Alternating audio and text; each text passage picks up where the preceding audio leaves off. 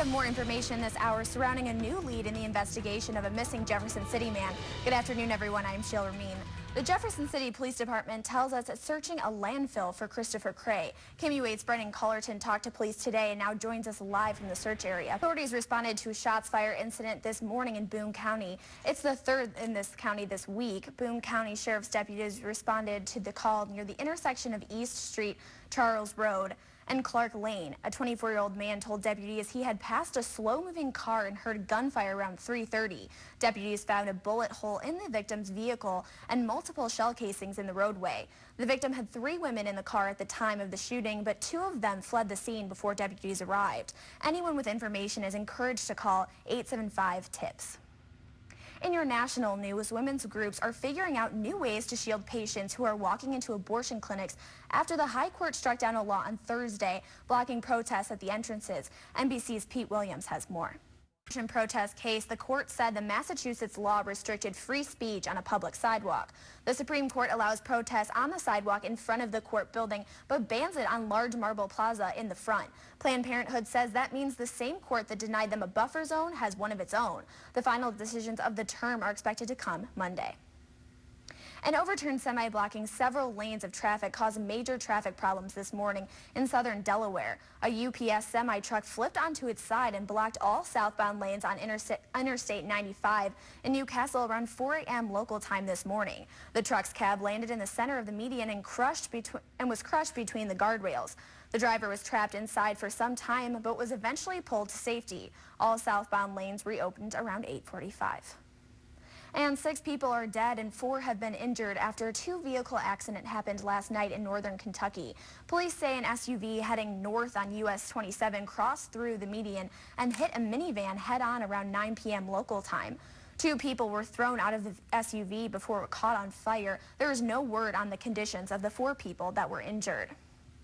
In your consumer news now, it seems rainy day funds are falling short for many Americans. Adults between the ages of 30 and 49 years old are the age group most likely to have no emergency savings at all. NBC's Sharon Epperson has more on why Americans don't seem to be saving as much these days.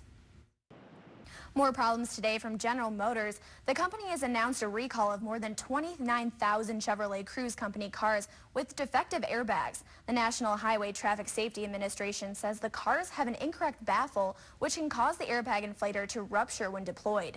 That means metal fragments could hit people in the car and the airbag may not inflate for protection. The recall affects the 2013 and 2014 Chevy Cruise models.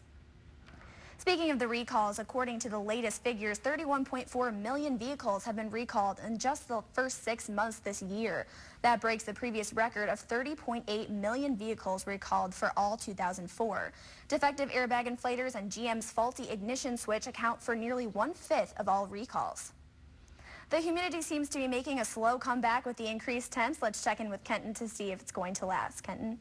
We are definitely feeling the humidity out there today. Taking a look at our actual temperatures, though, we're actually getting up into the 80s already. 83 in Columbia up after the break. A Washington, D.C. memorial has made its way to mid-Missouri.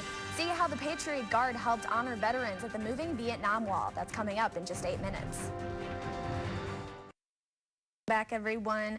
An emotional piece of national history made its way to Missouri. The new moving Vietnam Memorial Wall is currently in Booneville, but will only be there until Monday. It still attracted many, including a group of about a dozen motorcycles, but the group isn't a typical biker gang. KMU8's Amanda Weston tells us why they say it's an honor to see the wall and pay respects to its names. Display at Booneville Heritage Days, which runs now through Sunday evening.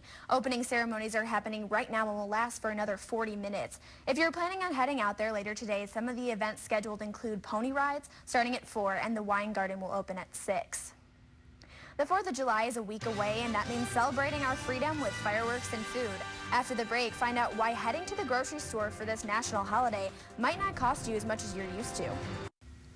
4th of July is officially 1 week away, and that means between now and then, you're probably going to have to head to the grocery store to stock up. But you might be surprised by the cost in a good way. NBC's Chris Clackham has more. And early evening hours. The Navy has added a new member to its research team, but it's not your typical recruit.